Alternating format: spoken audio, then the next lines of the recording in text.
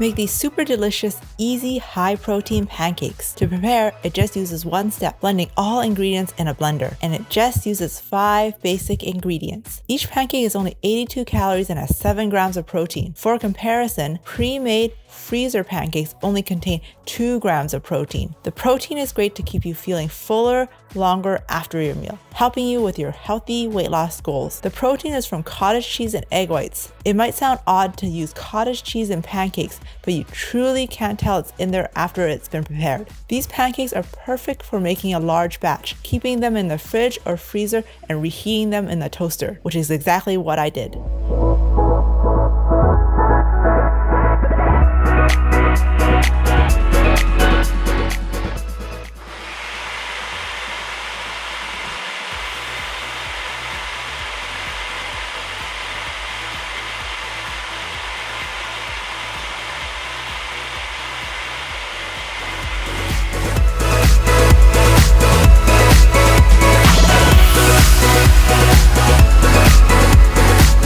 We have been eating these pancakes every morning for the past week and we love it. This is another recipe perfect for your weekly meal prep.